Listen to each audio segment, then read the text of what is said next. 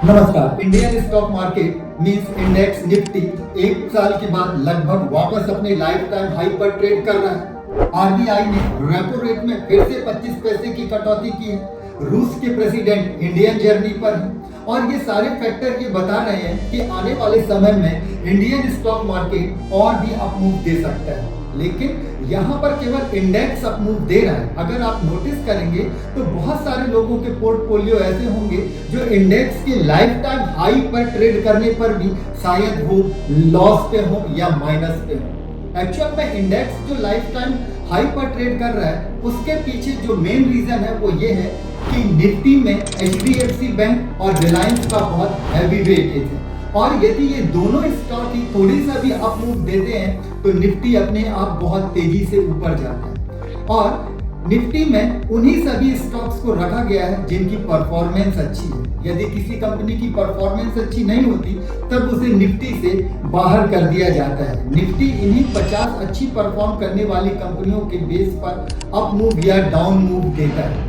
इसलिए इंडेक्स तो अपने लाइफ टाइम हाई पर है, लेकिन लोगों के पोर्टफोलियो अपने लो पर है या लॉस पर है। यही वजह है कि लोग परेशान हैं कि इंडेक्स तो हाई पर है लेकिन हमारा पोर्टफोलियो रेड पर ट्रेड कर रहा है। अब ऐसे में जिनको नया पैसा या नया निवेश करना है वो कैसे इस बाजार पर निवेश करें या कहां पर पैसा लगाएं। हमारी कोई भी बाय या सेल रिकमेंडेशन नहीं है, हम केवल हेल्प के पर्पस से कुछ स्टॉक के नाम आपको सजेस्ट कर रहे हैं जिन पर आप इन्वेस्ट कर सकते हैं, लेकिन इन्वेस्ट करने से पहले आप अपने वित्तीय सलाहकार से अवश्य पूछें। निफ्टी 50 लाइफ टाइम हाई पर है।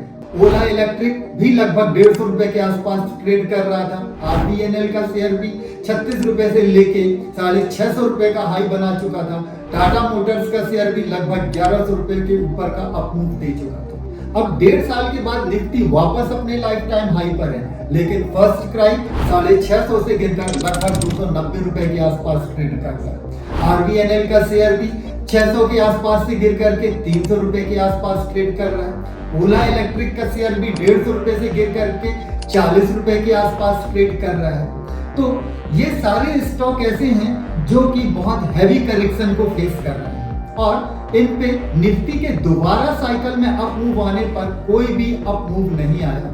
अगर आप चाहें तो इन स्टॉक्स की अच्छे से स्टडी कर सकते हैं, अपने वित्तीय सलाहकार से पूछ सकते हैं और फिर इन स्टॉक पर या और भी ऐसे बहुत सारे स्टॉक हैं। अगर आप देखेंगे तो निफ्टी ने बहुत ज्यादा अपमूव दिखाया है, लेकिन स्टॉक में से शायद ही कोई ऐसा स्टॉक होगा जो निफ्टी के पैरेलल वे में अपमूव दिखाया है और यही कारण है कि लोगों के पोर्टफोलियो में कोई भी इम्पैक्ट नहीं पड़ा।